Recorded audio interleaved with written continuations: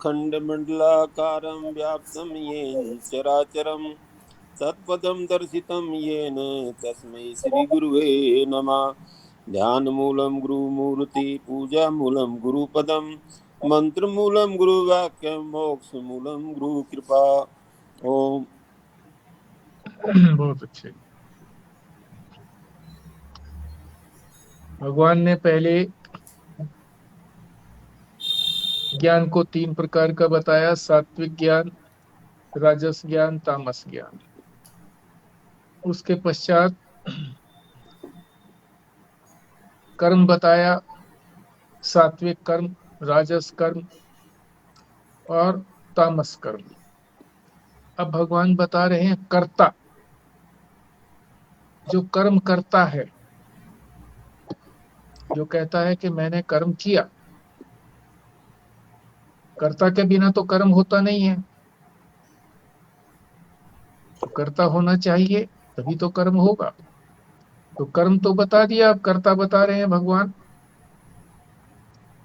और उसमें भी सबसे प्रथम सात्विक कर्ता की बात बता रहे हैं। सात्विक कर्ता जो सत्व गुण प्रधान है, जिसका अंतःकरण सत्व गुण प्रधान है। उसमें रजोगुण तमोगुण भी है, और उनकी मात्रा कम है। ये उनको दबा करके, राजस और तामस को दबा करके सत्व गुण उभरा हुआ है। ऐसा जो करता है, कर्म को करने वाला, उसके क्या लक्षण होने चाहिए, ये भगवान इस 26वें श्लोक में बता रहे हैं। गुण कहो उसके, लक्षण कहो उसके।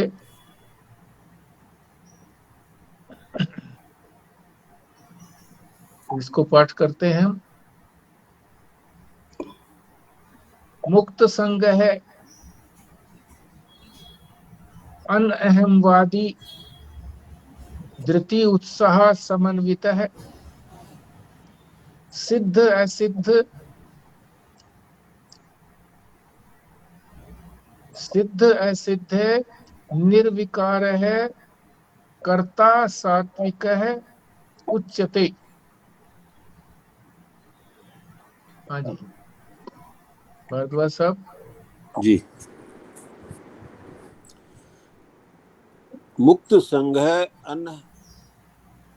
अनहवादी, धृत्य साहस,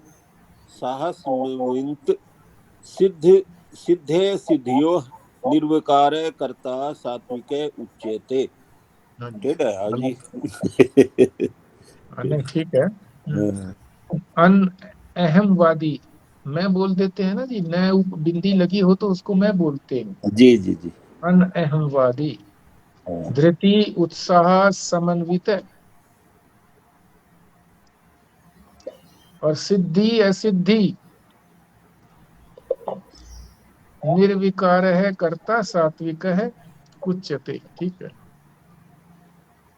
भल्ला जी। जी। मुक्त संघ है, अहन अहमवादी, धृत्य उत्साह संविता, सिद्धे असिद्ध्यो, निर्विकारा, कर्ता सात्विका, उच्यते। स्वस्तिका जी। हाँ जी। ओम। मुक्त संगो अहम वादी, धृत्य उत्साह समन्वितः, सिद्धे असिद्ध्यो निर्विकारः, कर्ता सात्विक उच्यते। ओम। संजीव शर्मा जी। जी। मुक्त संग अनंगवादी, धृत्योत्साह समन्वितः, सिद्ध्य सिद्ध्यो निर्विकारा, कर्ता सात्विका उच्यते। खुराना जी। मेरे पास पुस्तक नहीं, मैं नहीं कर पाऊंगा। अच्छा जी, प्राशर जी कर पाएंगे आप? 26वां श्लोक। मैं भी ट्रेवल ट्रेवल कर रही हूँ अच्छा, फैमिली। ठीक है। अब इसका अर्थ समझते हैं। मुक्त संग है। मैंने नहीं किया। करिए, फिर आप करिए।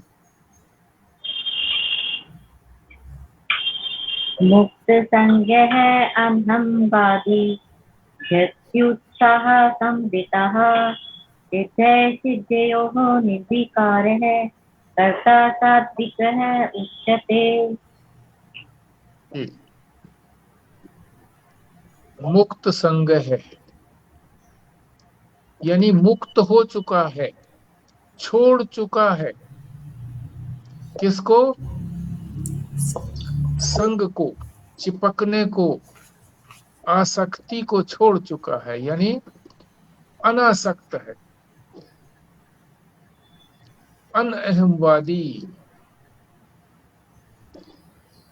अहमवादी उसको कहते हैं जो अहंकार रखता है कि मैंने किया।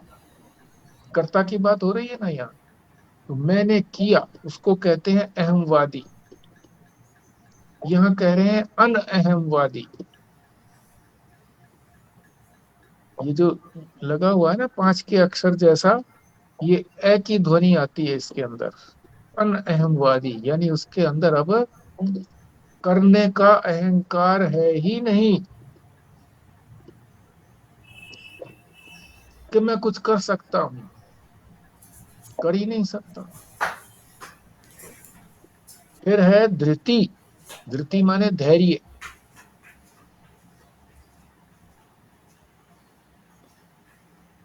दूसरा अर्थ भी होता है इसका धी और रत, यानी बुद्धि में ही जो रत रहता है।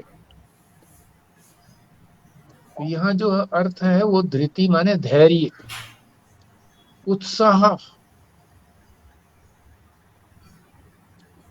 दोनों में अंतर है, धृति और उत्साह में।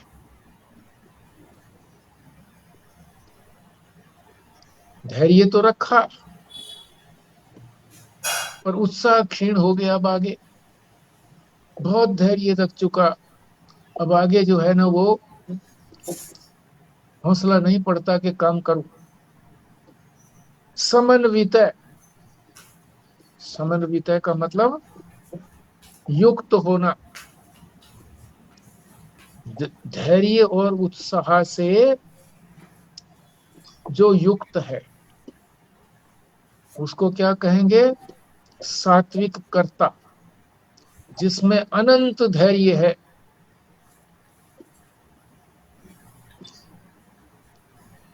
और अनंत उत्साह है, ऐसा जो युक्त है उसको सात्विक कर्ता कहते हैं। कर्म करने में ही तो धैर्य भी चाहिए, उत्साह भी चाहिए, ज्ञान में भी चाहिए,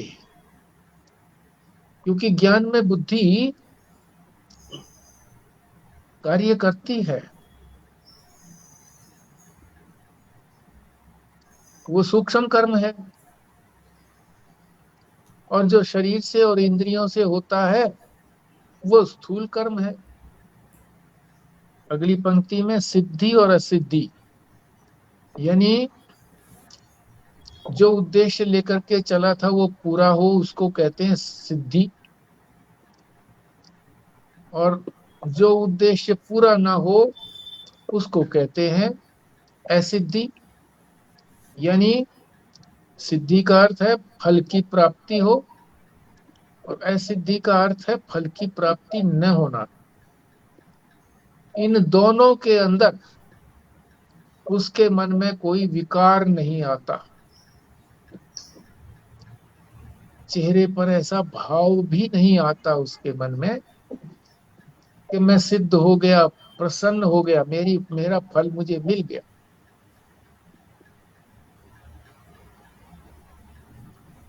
और असिद्ध हो जाता है कि फल नहीं मिला, हार गया, जीता नहीं हार गया, तो भी कोई मलिन चेहरा नहीं होता, मन में ये भाव नहीं आता कि मैं हारा। इस प्रकार का जो कर्ता है उसको सात्विक कर्ता कहा जाता है। ठीक है जी, इसको विस्तार से समझते हैं कैसे महाराज जी ने इसको हमें समझाया है। मुक्त संग है, आसक्ति बिल्कुल भी नहीं है।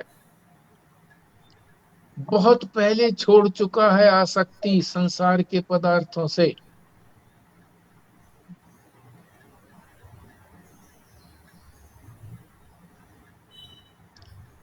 महावीर स्वामी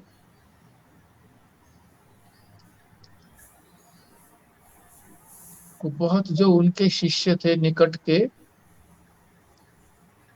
बार बार उनको वस्त्र पहनाते थे। उनको पता ही नहीं लगता था कि मैंने वस्त्र पहना और कब मेरा वस्त्र निकल गया।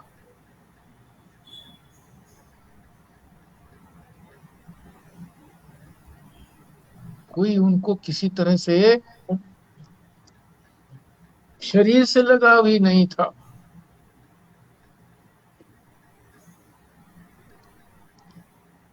लज्जा आदि कुछ नहीं थी। ये लज्जा आदि जो आभूषण है, ये भी संसार को जब तक सच्चा जानते हैं तब तक ये इनको आभूषण माना जाता है। जब संसार को सच्चा माना ही नहीं कि सच्चा है ही नहीं, तो क्या लज्जा, क्या अपमान, कुछ नहीं।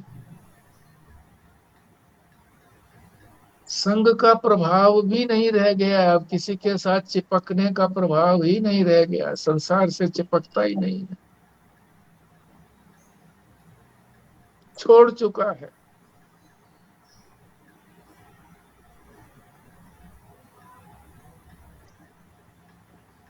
आसक्ति प्राप्त ही नहीं होती।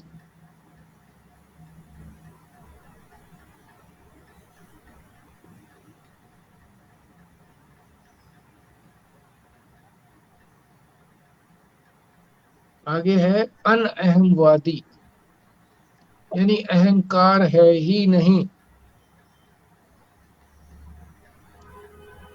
कि मैं कोई कर्म कर सकता हूं और अमुक कार्य मैंने बड़ा अच्छा किया। जब कर ही नहीं सकता तो अमुक कार्य जो है वो मैं अच्छा कैसे करूंगा। किसने किया? यंत्रों ने किया। यंत्रों से मेरा संबंध नहीं है। तो पहले लोग कहा करते थे पुराने जमाने में, कोई मकान अच्छा बनाया तो कहते थे परमात्मा की कृपा से बन गया, आपके आशीर्वाद से बन गया। बच्चे होते थे किसी के, दो तीन सुपात्र होते थे, तो लोग कहते थे कि आपके बच्चे बड़े सुपात्र हैं, आपके बच्चे हैं। तो कहता ना जी मेरी नहीं, हाथ जोड़ के कहता था मेरे नहीं है, परमात्मा की देन है, परमात्मा के बच्चे हैं, उनका आशीर्वाद है। आपके माध्यम से परमात्मा का आशीर्वाद आया है, आप हर समय आशीर्वाद देते रहते थे।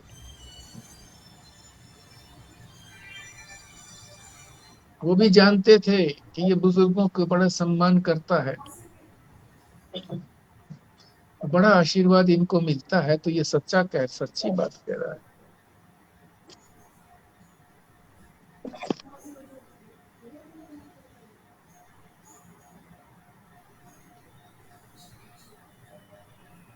अहमवादिता का उसके अंदर कोई अभिमान है ही नहीं।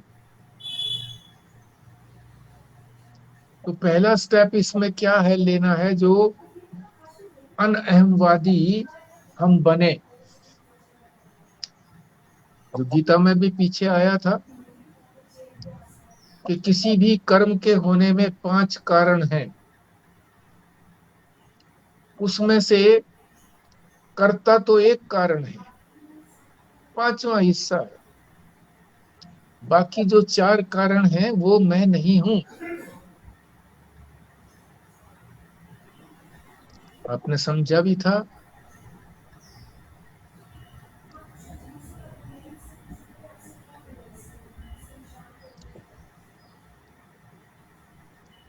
तो ये पहला स्टेप है कि कोई भी कार्य करने लगे तो ये सोचे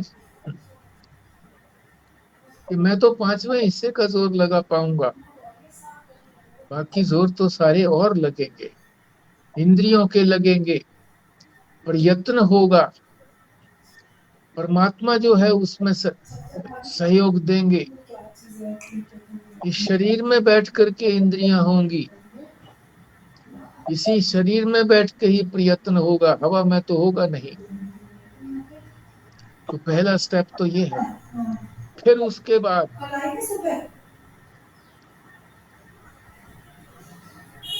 आखिरी शब्द स्तर स्टेप क्या होगा? अब उसका स्वभाव बन गया है। शील कहते हैं ऐसा स्वभाव। किसी लड़की का स्वभाव का वर्णन करता था पंडित जा करके दूसरे किसी परिवार के अंदर, दूसरे गांव में जा करके, वहां का लड़का उसको अच्छा लगता था तो प्रशंसा करता था, बड़ी शील है।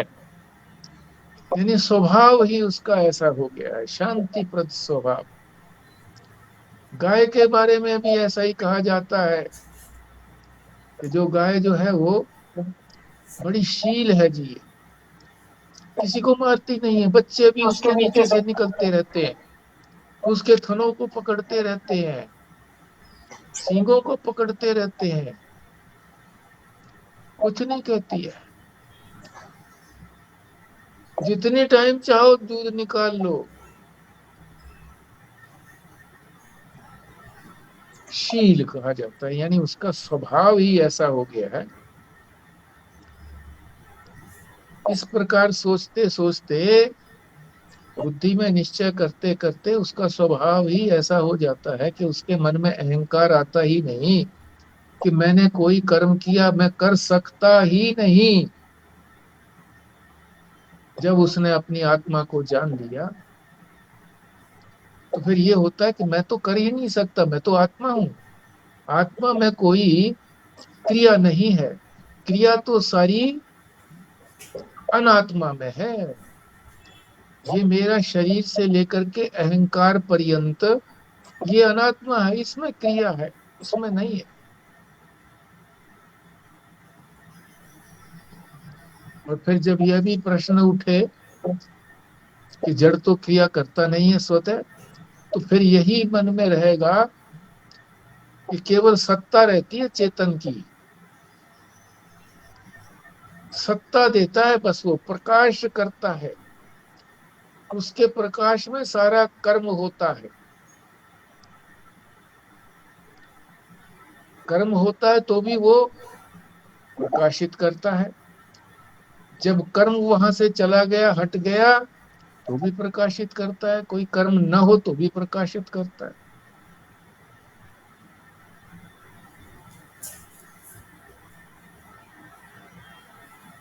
और जो अहंकारवादी होता है,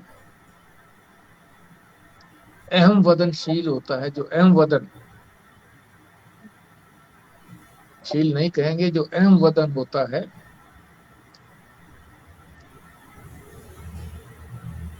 वो कहता है कि ये कार्य जो है मैंने किया, और यदि असफल होता है उसमें तो कहता मेरे कारण नहीं असफलता हुई।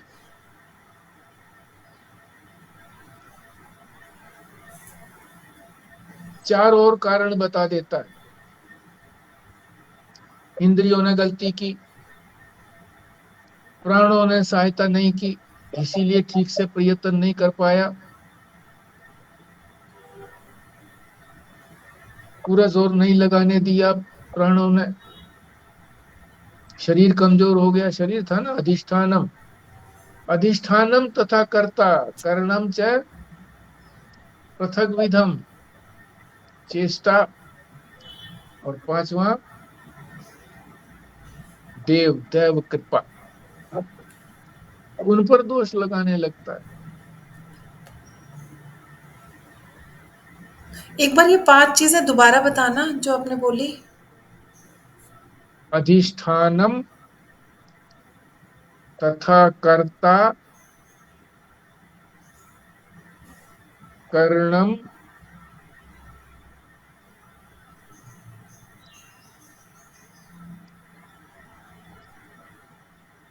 अधिष्ठानम तथा कर्णम पृथक चेष्टा,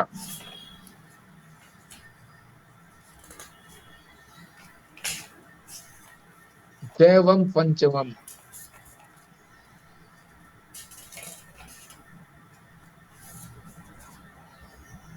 तो अधिष्ठान हो गया शरीर, जिसमें बैठ करके कोई कर्म होता है। कर्ता हो गया करने वाला कर्म को, तथा कर्ता। कर्णम हो गई इंद्रियां, इंद्रियां भी हो, शरीर भी हो, करने वाला भी हो, चेष्टा ना करे, पैर ना उठाए चलने के लिए, हाथ ना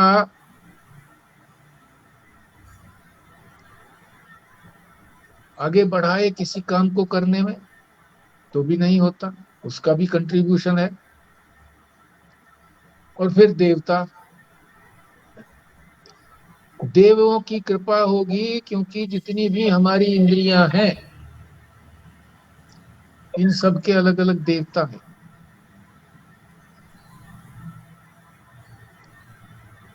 ये देवता प्रसन्न होंगे तब हमारी ये सारी इंद्रियां कर्म में लगेंगी।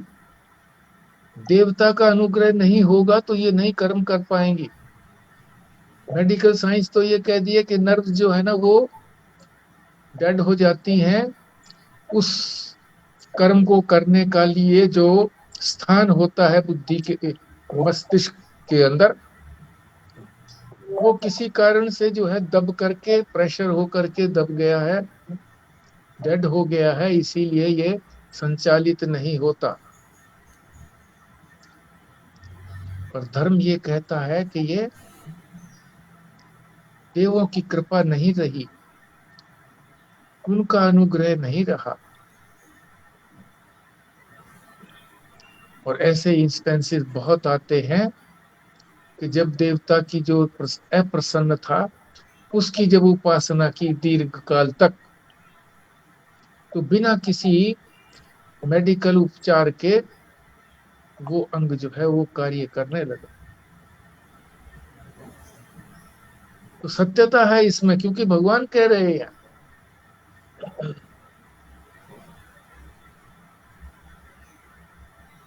देवों की कृपा को भगवान कह रहे हैं, शास्त्र कह रहा है। शस्त्र से, शास्त्र जो है वो प्रबल है, शस्त्र तो स्थूल है, शास्त्र जो है वो अति स्थूल बात को बताता है। तो ये हो गया। अब तक क्या हुए?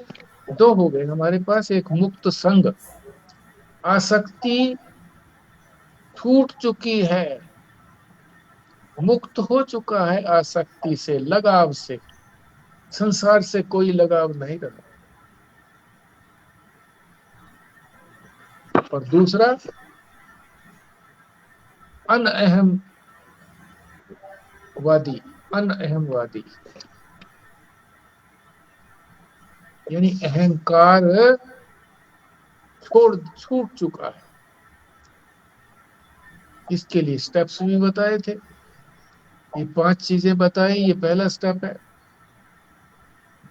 फिर उसके बाद ये कि मैं कर्म कर सकता ही नहीं, क्योंकि मैं तो आत्मा हूं, आत्मा में कोई कर्म है ही नहीं, अनात्मा में ही सारा कर्म होता है। और ये सारे जो मेरे अंग हैं, शरीर से लेकर के अहंकार तक, ये सारे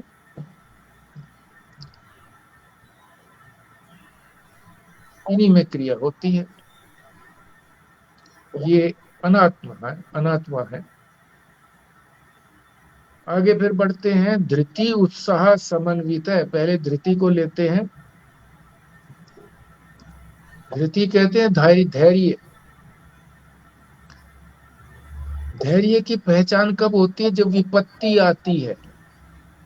कहा है मित्र की भी तभी पहचान होती है जब कोई मुसीबत आती है, तब वो सहायता करता है या नहीं करता है। और धृति जो है, धैर्य जो है, वो धारण करेंगे तभी धृति होगी, कहने से नहीं है। अरे धैर्य रखो, धैर्य रखो, धैर्य रखो, धैर्य रख रहा हूं, धैर्य रख रहा हूं, धैर्य रख रहा हूं, नहीं। जैसे चिड़ियों ने पाठ पढ़ लिया था, शिकारी आएगा, जाल बिछाएगा, दाना डालेगा,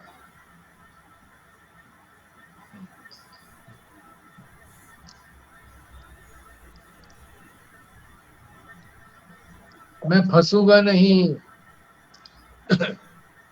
दाना लेकर उड़ जाऊंगा, इस तरह की बात। बस शिकारी ने ऐसा ही किया। वो दाना चुगते रहे जाल के अंदर, शिकारी ने जाल डाल दिया, फंसे रह गए। इसी तरह से धारण करना पड़ता है, धैर्य को धारण करना पड़ता है, तभी वो कार्यकारी होता है। और विपत्ति आती है तब ऐसा होता है। नीतिकार कहते हैं विपदी धैर्यम। जब विपत्ति आती है उस समय में धैर्य होना जरूरी है। बाकी समय में तो आदमी कहता रहे मैं बड़ा धैर्यवान हूं। विघ्न आने पर, रुकावट आने पर, प्रतिबंध आने पर, कोई काम हमने लिया उसमें रुकावट आई तो झट छोड़ दिया, इसको धैर्य नहीं कहेंगे। तो पहले क्या करना है? किसी काम के करने से पहले अच्छी पूर्वक उस पर विचार करके देख लो कि हमारे पास जो कुछ सामग्री चाहिए वो है कि नहीं है, धन है कि नहीं है, लेबर है कि नहीं है, वातावरण यहाँ पर अनुकूल है कि नहीं है, ताकि उस चीज की मैन्युफैक्चरिंग हो सके, माल भेजने के साधन है कि नहीं है, पहले माल लाएंगे तो साधन है कि नहीं है, बहुत अधिक खर्चा तो नहीं होता है। सारी चीजें पहले से सोच विचार करके निर्णय करें, साधन सारे हैं कि नहीं है, फिर कार्य को प्रारंभ करें। और प्रारंभ हो गया तो फिर उसके बाद धैर्य चाहिए। कोई भी दुकान चालू करते हैं तो जानकार लोग कहते हैं पहले साल खट्टी, यानी घर से देना पड़ेगा,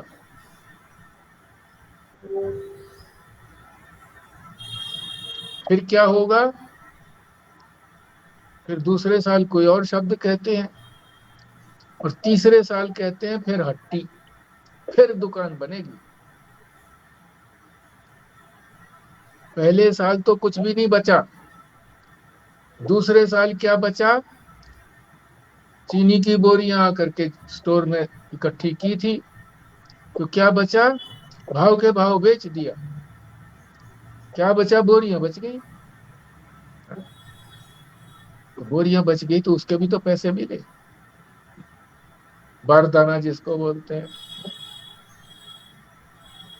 तो इतना साहस रखना पड़ता है, फिर तीसरे साल जाकर के उसकी हट्टी बनती है कि कुछ वो दे सकती है। तो इतने धैर्य रखना पड़ेगा।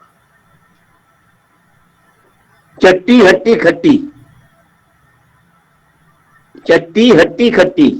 अच्छा अच्छा, हाँ हाँ, खट्टी न न न क्या बोला? चट्टी चट्टी चट्टी चट्टी। चट्टी हाँ, पहले खट्टी साल खट्टी। तो चट्टी लग गई, चट्टी लग गई, घर से देना पड़ा। दूसरे साल, दूसरे हट्टी साल क्या है? हट्टी हट्टी हट्टी हट्टी। हट्टी दुकान। हाँ, और तीसरे साल खट्टी। ठीक है। हाँ, ये खट्टी बात। खट्टी खट्टी हम्म, कमाई। कमाई। ठीक है, खट्टी। हाँ, तूने की खटिया भाई, ये काम करके तूने की खटिया।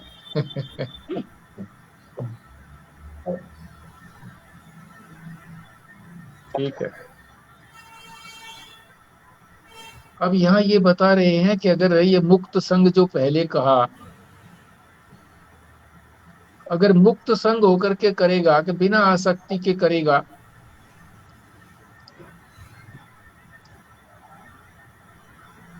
आसक्ति छोड़ करके कर्म करेगा, कैसे छोड़ेगा आसक्ति? आप कहेंगे कि बिना आसक्ति के कैसे हो सकता है? फल के प्रति आसक्ति होगी, कर्म के प्रति आसक्ति होगी। तो कहते हैं शास्त्र की आज्ञा के अनुसार अगर करते हैं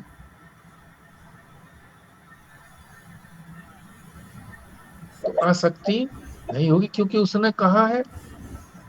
मेरा इसमें कुछ लेना देना नहीं, किसने? शास्त्र ने कहा है, भगवान ने कहा है, तो मेरा कोई लेना देना नहीं है।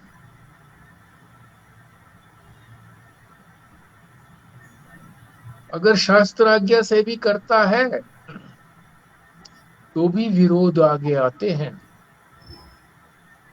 फिर भी प्रतिबंधों का सामना करना पड़ता है। शास्त्र में ही कहा है ये बात कि कोई शास्त्र आज्ञा का पालन करता है तो कठिनाइयां तो सामने आती हैं, कष्ट तो होता ही है। वेद ने क्या कहा है? तन्न देवानाम प्रियम। वो देवताओं को प्रिय नहीं होता कि कोई शास्त्र आज्ञा का पालन करते हुए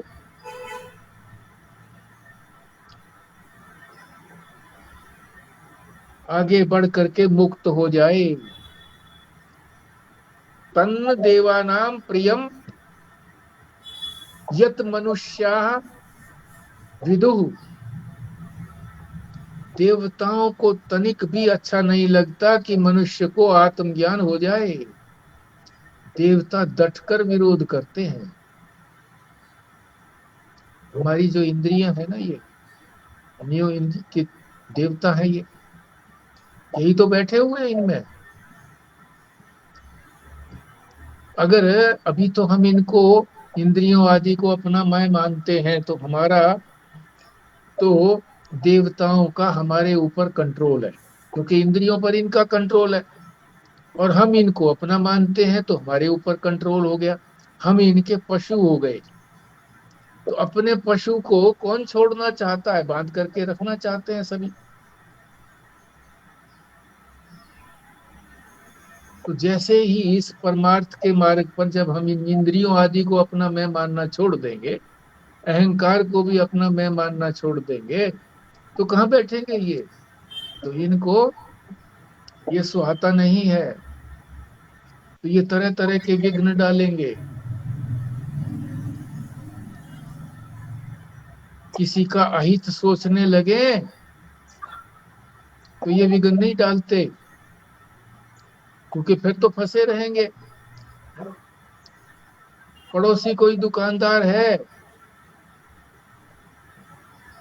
उसको कैसे नुकसान पहुंचाया जा सकता है कि उसकी बिक्री कम हो और मेरी ज्यादा हो? तो तरह तरह के सोचेगा वो, ऐसे करना चाहिए, ऐसे करना चाहिए, तरकीबें सोचेगा।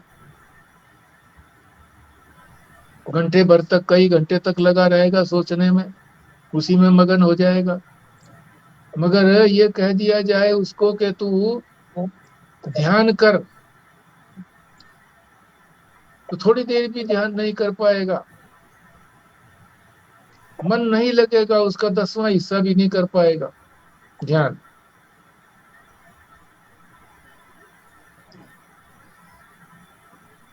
इसीलिए कहा है श्रेयांसी बहुविघ्नानी। श्रेय यानी कल्याण के कार्य को करने में हम लगेंगे तो अनेक विघ्न आएंगे। श्रेयांसी बहुविघ्नानी, श्रेय कर्म करने में बहुत अधिक विघ्न आते हैं, तो उनका सबका धैर्य से सामना करना पड़ेगा। इसलिए धैर्य जरूरी है, तभी सफल होंगे। और अगर ये कह करके छोड़ दिया कि मेरे से तो नहीं होता भाई,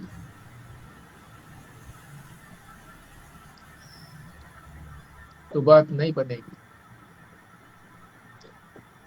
फिर कह रहे हैं केवल धृति धृति ही नहीं चाहिए, धैर्य ही नहीं चाहिए, उत्साह भी चाहिए। बहुत लोगों के मन में भाव तो बड़े अच्छे होते हैं, कार्य करने जाने पर बहुत अच्छे भाव होते हैं, पर उत्साह नहीं होता। उत्साह कहते हैं कि जो काम शुरू कर दिया कभी भी पीछे न हटने का भाव आए, पीछे नहीं हटना अभी इसको। उत्साह जो है आखिर तक कायम रखना। रेसर जो है रेस में दौड़ते हैं, बहुत सारे जो है ना वो धावक होते हैं,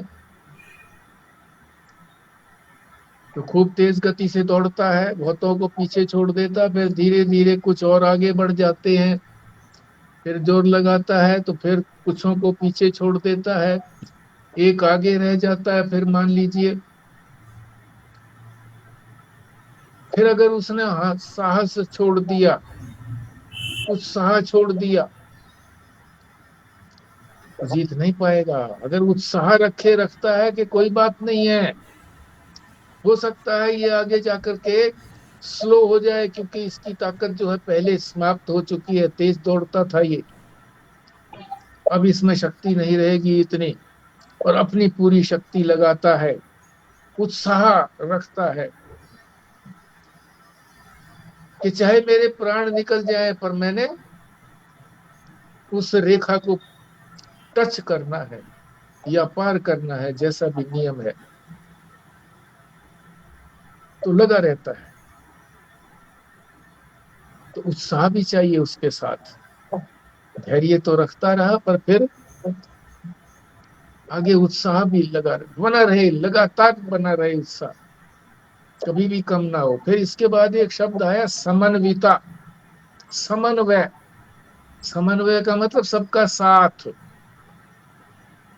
धैर्य भी चाहिए यानी धृति भी चाहिए, उत्साह भी चाहिए, और उसके साथ और क्या चीज चाहिए? किस चीज का समन्वय चाहिए, साथ चाहिए? शरीर, इंद्रियां, मन, बुद्धि, प्राण, इन सब के अंदर धैर्य रहे, इन सब के अंदर उत्साह अन्वित रहे, इन्हीं के अंदर पिरोया हुआ रहे। जैसे मणियों की माला होती है, हर एक मणि के अंदर धागा पिरोया रहता है। इसी तरह से ये जो हमारा जो शरीर है, इंद्रियां हैं, इसमें सारी चीजें चाहिए ना, इन सब का साथ चाहिए। शरीर, इंद्रियां, मन, बुद्धि और प्राण यानी शक्ति, इन सब के अंदर होना चाहिए, ये प्राण भी होना चाहिए, और फिर उसमें धैर्य व उत्साह भी होना चाहिए। इन सब के अंदर प्राणों की शक्ति में भी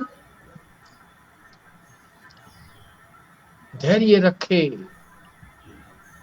उत्साह से उसको आगे बढ़ाए, इंद्रियों में भी, मन में भी, है? कभी निराश ना हो, बुद्धि से जो निश्चय किया है उस निश्चय से डिगे नहीं। इंद्रियां हार मानने को हो तो नहीं, चलना पड़ेगा। मैं चेतन हूं, तुझे चला रहा हूं, तुझे क्या अंतर पड़ता है, सत्ता मैं दे रहा हूं, और शरीर तो चलेगा ही उसके साथ ही। शरीर में चाहे पसीने आए, चाहे धूल मिट्टी से अट जाए, कुछ भी हो जाए, इनका सबका समन्वय चाहिए, साथ चाहिए, युक्त होने चाहिए, ये पिरोए हुए होने चाहिए। इन सब के अंदर दोनों चीजें पिरोई हुई होनी चाहिए। क्या? धृति और उत्साह, दोनों पिरोए हुए होने चाहिए। धृति का भाव क्या होता है? धृति में, धैर्य में, चाहे जितनी विपत्ति आए मैं इस कार्य को करके रहूंगा। और उत्साह और उद्यम, ये भी यही है।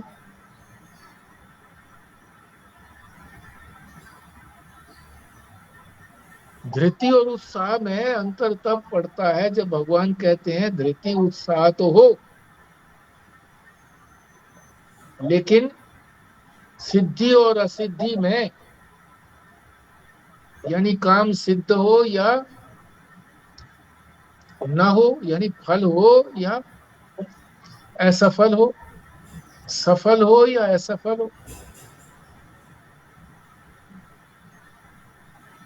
हार हो या जीत हो, उसमें भी जब निर्विकार रहे। निर्विकार क्या है? असफल हो तो उदासी ना आए, और सफल हो जाए तो कोई हर्ष ना हो। काम ठीक होता है तो चेहरे पर तरावट आ जाती है, चेहरा देखकर पता लगता है कि काम हुआ या नहीं हुआ। भगवान कहते हैं इस प्रकार का कोई विकार शरीर आदि में न आए। विकार तभी आएगा जब पहले मन के अंदर आएगा, बाद में ही तो शरीर पर प्रकट होगा। थकान पहले मन की होती है, फिर शरीर की होती है। प्रश्न होता है कि यदि सिद्धि और असिद्धि में निर्विकार होगा, अगर किसी को ये होगा ही नहीं कि सिद्ध हो या असिद्ध हो, मेरे को क्या, मेरी क्या भला, तो उसमें फिर धैर्य और ये उत्साह होगा ही क्यों? तो ये कठिनाई आती है। फिर तो निराशा रहेगी उसको। क्या करना है मैंने, जब मुझे सिद्ध भी ना हो, असिद्ध हो, है सिद्ध हो ना असिद्ध या असिद्ध हो, मुझे क्या करना है? तो फिर उसमें ये ना धैर्य रहता, ना उत्साह रहता काम करने में। तो फिर कहते हैं कि यदि वो ये दृष्टि रखेगा, ये काम मेरा तो है नहीं, ये न मेरी कोई हानि हो रही है, न मेरा कोई लाभ हो रहा है, न मेरा काम सिद्ध हो रहा है, न कोई मेरा काम असिद्ध हो रहा है, ये तो काम परमात्मा का है। उसने मुझे कर्तव्य दिया इसलिए मैं कर रहा हूं। मैं फल को देख करके तो प्रवृत्त हुआ ही नहीं इधर कि मैं असफल हो जाऊं तो निराश हो जाऊं, या काम पूरा हो जाए तो मैं खुश हो जाऊं। फल की तरफ तो दृष्टि रही नहीं मेरी, तो दृष्टि परमात्मा की तरफ है कि उसने मुझे ये काम दिया है तो मैं इसको कर रहा हूं, इसलिए निर्विकार रहता है। आज्ञा है, आज्ञा पूरी हो गई, ठीक, न हुई तो ठीक, फल सामने नहीं रखता। इसलिए धृति और उत्साह इसलिए होता है कि हम शास्त्र आज्ञा का पालन कर रहे हैं, भगवान की आज्ञा का पालन कर रहे हैं। इसमें नहीं है कि फल होता है या नहीं होता है।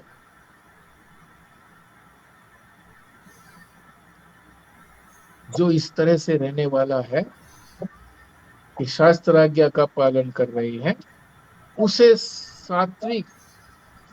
सात्विक या सत्वगुणी कर्ता कहते हैं। सात्विक कर्ता कहेंगे या सत्वगुणी कर्ता कहेंगे, अर्थात फल में न राग है न द्वेष है, केवल शास्त्र आज्ञा से आगे बढ़ा है, प्रवृत्त है। शास्त्र आज्ञा पालन करने में धैर्य और उत्साह वाला यदि है वो, तो वह सत्व गुणी है। तो ये लक्षण जो बताए, ये सारे ही लक्षण उस सत्व गुणी में होते हैं। आसक्ति को बिल्कुल छोड़ चुका है, अहंकार नाम की चीज है ही नहीं, धैर्य और उत्साह, और उसके साथ साथ ये धैर्य और उत्साह जो है उसके सारे ही अंगों के अंदर विराजमान है।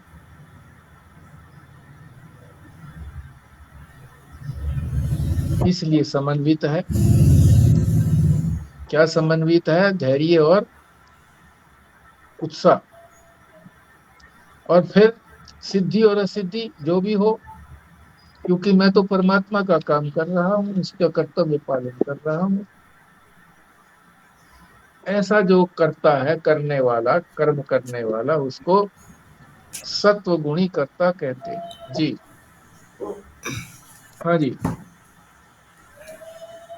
बोलिए अब।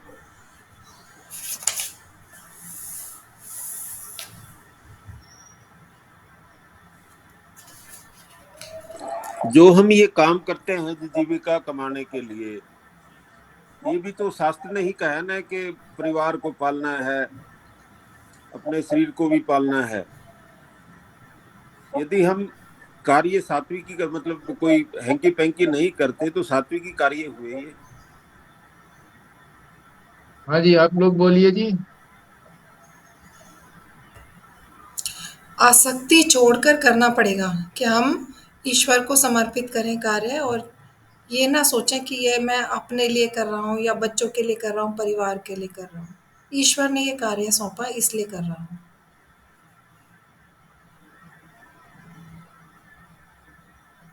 और बोल रहे हैं?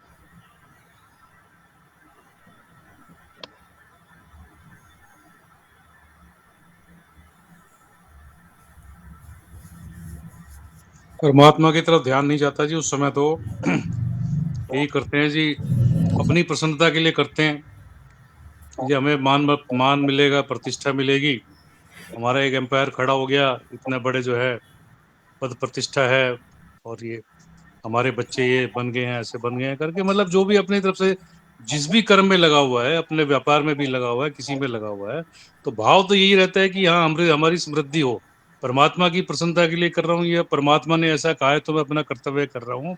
ये काफी समय के बाद सत्संग सुनते सुनते आए और आसक्ति छूट जाए, बड़ी बात है। हाँ, ठीक बात है। अगर हम अभी ऐसा कहते हैं तो हम रैशनलाइज करते हैं, उसको रीजनिंग देते हैं, तर्क देते हैं। तर्क कुछ है नहीं। सबसे पहले तो ये समझे कि कर्तव्य है क्या। अपने आप कर्तव्य का निर्धारण नहीं किया जाता कि मेरा ये कर्तव्य है जी।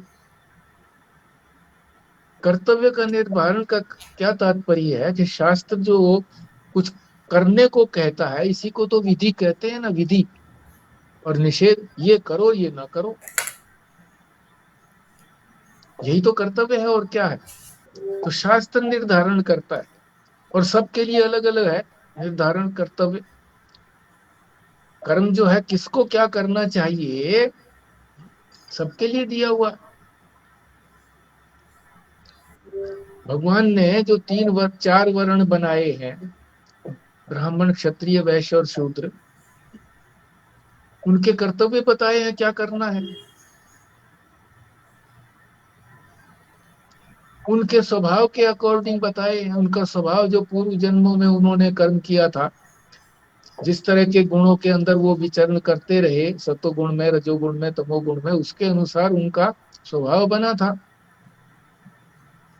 गुण बना था उनका, और उसको उसी तरह के कर्म बताए, उसी को कर्तव्य कहा है भगवान ने। हम अपने हिसाब से अगर कर्तव्य का निर्धारण कर लें तो वो उचित नहीं है।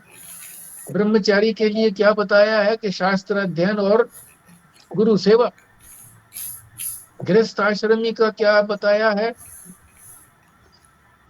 कि वो यज्ञ, दान और तप करे। और अपने परिवार का पालन करें।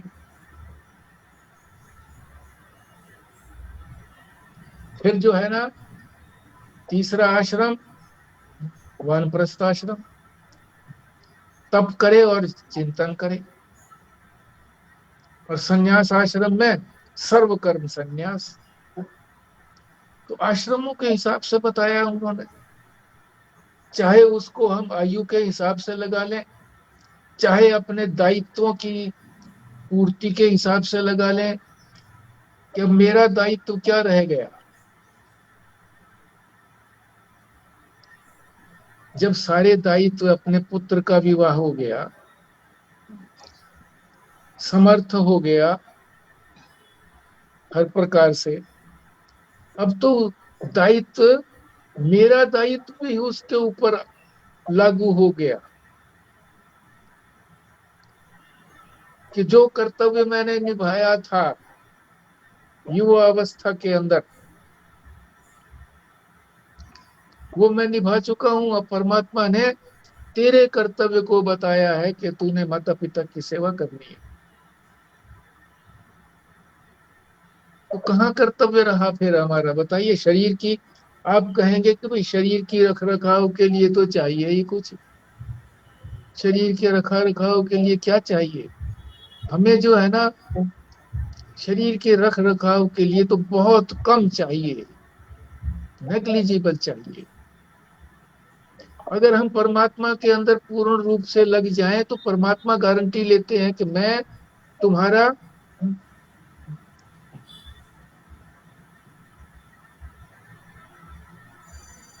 क्या शब्द है उसके लिए, बोलिए। योगक्षेम वहन करूंगा। योगक्षेम मैं वहन करूंगा। अगर अनन्य रूप से आप मेरे में लग गए तो योगक्षेम मैं वहन करूंगा। शरीर की रक्षा करने का मेरा काम है। आगे भी मैं ही बढ़ाऊंगा।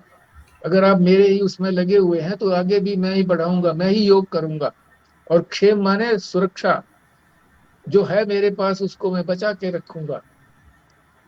जो जो मनुष्य को दिया हुआ है, शरीर दिया हुआ है, इंद्रिया मन बुद्धि सारी दी हुई है, इसको बचा करके मैं रखूंगा। तू कर्म कर मेरे लिए। तो पहले कर्तव्य का निर्धारण करना पड़ेगा, और कर्तव्य सबके लिए अलग अलग है। वर्ण के हिसाब से भी है, आश्रम के हिसाब से भी है। वर्ण के हिसाब से तो हम ब्राह्मण कुल में पैदा हुए हैं, तो वेदों का ही वो करना चाहिए था। इसका तो हम तो डिविएट कर गए उसको। वेदों का पता हमने नहीं तो था ना, अनुसरण नहीं किया। पता नहीं था, शास्त्र ज्ञान नहीं था। अब शास्त्र ज्ञान हो गया तो वो कहते हैं ना कि वेद पढ़ और वेदाध्ययन और वेद पढ़ाओ, पढ़ो और पढ़ाओ। तो वेद पढ़ो और पढ़ाओ, वेद का पढ़ने का क्या मतलब है? जो बात वेद में कही गई है उसका स्वाध्याय करो और दूसरों को सुनाओ। गीता का स्वाध्याय करो, दूसरों को गीता सुनाओ। उपनिषद का स्वाध्याय करो, दूसरों को सुनाओ। सुनो भी, श्रवण भी करो महात्माओं से। अब जब पता लगा, जब जागो तब सवेरा। किसी का सवेरा 4 बजे हो जाता है, आंख खुल गई 4 बजे उठ गया। किसी का सवेरा 8 बजे होता है। जब जागो तब सवेरा। अब तो अपने कर्तव्य का निर्धारण कर लेना चाहिए। सीमा तो बांधनी ही पड़ेगी ना कहीं है। चलो, आप बुद्धिमान हैं, तभी अपने अपने भगवान ने कर्तव्य बताया तो 2 तरीके से बता ही दिया, आयु के हिसाब से भी और अपने दायित्वों के हिसाब से भी। दायित्व जिसके पूरे हो गए हैं उनका अब कोई कर्तव्य शेष संसार के प्रति नहीं रहा है, परमात्मा के प्रति तो रहा है, अपने प्रति तो रहा है कि जिस जिस कर्म के लिए, जिस कर्तव्य, जो कर्तव्य दिया था कि अपने स्वरूप को जान, वो कर्तव्य तो बचा हुआ है। परमात्मा के स्वरूप को जान। परमात्मा क्या है, यही तो वेद बताता। सारी चीजें यही तो वेद बताता है। धर्म और मोक्ष 2 ही चीजें बताता है।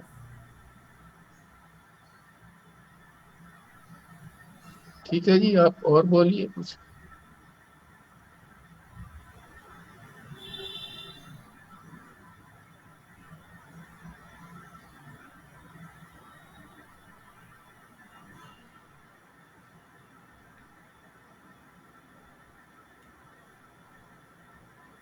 चलो, नहीं बोलना चाहते तो वो सतुगुणी जो महाराज स्वामी जी ने दी है, गोविंदानंद जी ने, उसको ही करिए आप। आनंद रस रत्नाकर। जी, आज प्रेम पे है जी, गोपियों का प्रेम संपूर्ण प्रेम है, ये शीर्षक है आज का। यह जो भक्ति है, यह मनुष्य के जीवन का निर्माण करने वाली है, नहीं तो आदमी संसार में कहीं न कहीं फंस जाता है। जन्म जन्म से अंतःकरण में राग रहता आया है, आसक्ति होती आई है, मोह होता आया है। इसे भगवान के साथ जोड़ेंगे तब तो बचोगे, नहीं तो कहीं गड्ढे में ही गिरोगे। राग किए बिना हृदय रह नहीं सकता। प्रेम भक्ति की चर्चा सुनने से में बहुत सावधान रहने की जरूरत है, क्योंकि आदमी प्रेम की बात सुनते हैं तो उसे संसार से जोड़ देते हैं। भगवान के प्रेम को संसार के साथ जोड़ देने से बात कितनी भी ऊंची हो, गंदी हो जाती है। अतएव अपने हृदय को संसार से न जोड़कर भगवान से जोड़ो। यह तत्व की बात नहीं है, यह तो हृदय के परिवर्तन का रसायन है, औषधि है। इससे दिल बदलता है।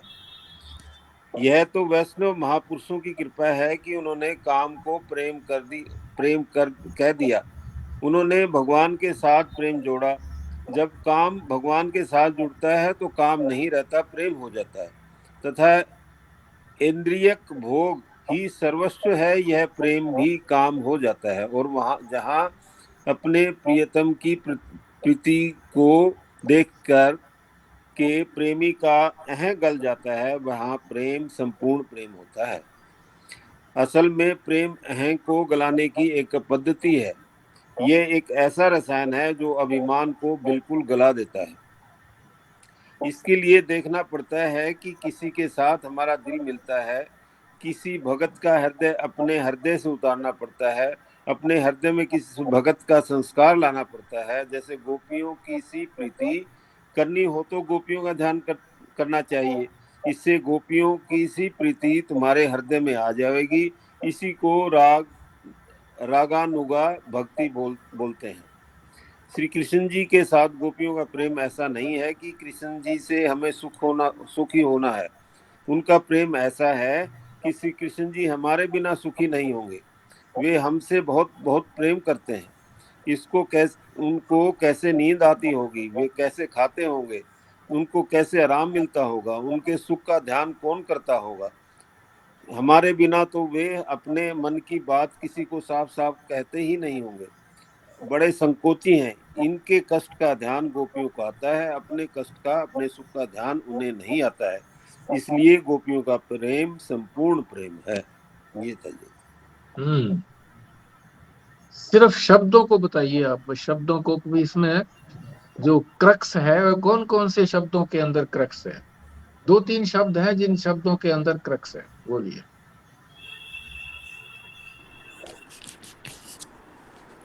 एक तो प्रेम है जी, प्रेम की परिभाषा ही है इसमें। और उसके साथ हम इसमें राग जोड़ देते हैं, आसक्ति जोड़ देते हैं, तो फिर ये प्रेम नहीं रहता है। प्रेम तो शुद्ध होता है।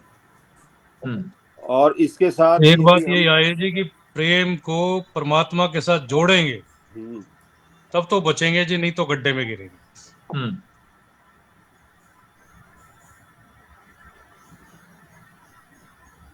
प्रेम और काम में डिफरेंस बताया जी। काम और प्रेम में प्रेम शुद्ध है, यदि विशुद्ध प्रेम जो है वो काम है।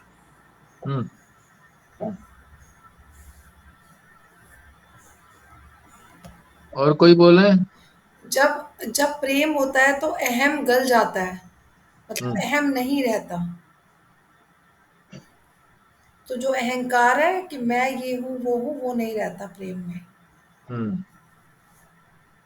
प्रेम में अपने आप को भूल जाता है जी, उसको भगवान की फिक्र है, बस भगवान कैसे।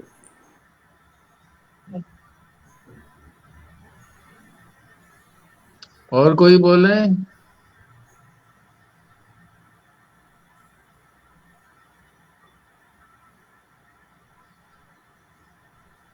देखो, एक तो क्लासिफिकेशन ये बताइए, हृदय और बुद्धि।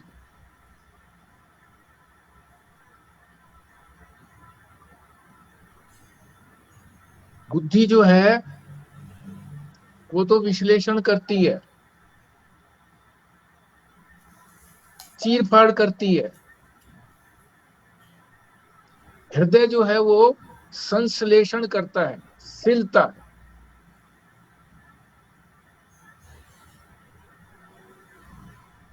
हृदय के अंदर जिसका हृदय प्रधान है वो समर्पण करता है। समर्पण किसका करेगा? अहंकार का। अहंकार जहां जहां जुड़ा हुआ है वो सबका अहंकार हो गया। जैसे बड़ी कील चुंबक के साथ लगी हुई है, तो बड़ी कील को हटा दिया तो सारी नीचे की जितनी भी ऑल पिन वगैरह जो लगा रखी है वो सारी हट गई, एकदम हट गई। तो ये अहंकार है जो हमें मन के साथ, बुद्धि के साथ, इंद्रियों के साथ, शरीर के साथ, संबंधों के साथ, और जो संबंधी नहीं है, जो विषय है जड़, उन सब के साथ ये जोड़ता है। तो अहंकार को गलाने वाली बात बिल्कुल उचित है। मैं हूं ही नहीं, जो भगत है वो ये कहता मैं तो हूं ही नहीं, मैं नहीं हूं, बस अहंकार उसमें नहीं है। कौन है? परमात्मा ही है सब जगह बस। एक तो बात ये विशेष बताई कि एक क्लासिफिकेशन बता दिया हृदय का और बुद्धि का।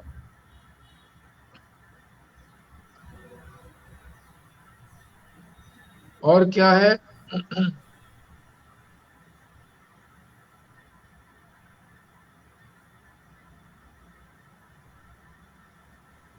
लिख लेना चाहिए ऐसे पॉइंट। जब आप बोल रहे थे ना तो 2-3 पॉइंट दिमाग में आए थे।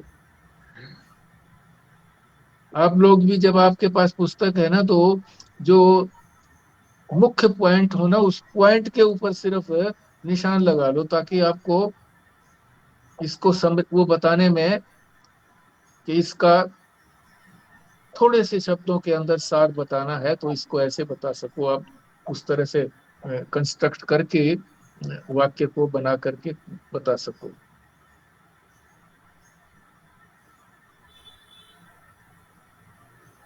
और दिमाग से हट गया है?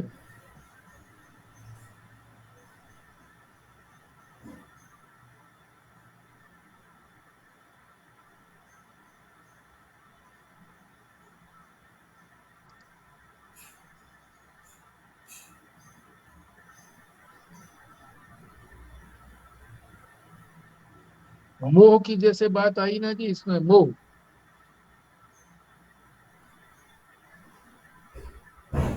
बरसात शुरू हुई। मोह जो है ना, वो ज्ञान में तो मोह को कहते हैं अविवेक, और भक्ति में ये कहते हैं कि मोह जो है वो परमात्मा से करो। राग कहो उसको, मोह कहो, वो परमात्मा से करो।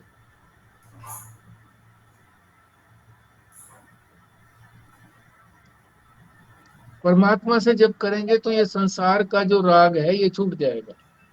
एक शब्द आया था ना, कामना। कामना जो है वो हमेशा विषयों की होती है, अपने से अलग की होती है कामना। तो जब भी हम इसको काम कहो या कामना कहो तो संसार की कामना होगी। जब संसार को की कामना नहीं रख करके हम परमात्मा की कामना करेंगे तो वो कामना नहीं कहलाएगी, वो तो कामना को खत्म करने वाली कहलाएगी, काम को खत्म करने वाली है।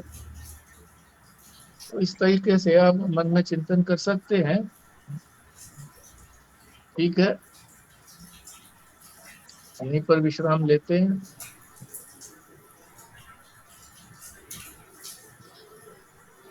हाँ जी, बोलिए बिमला जी, बोलो।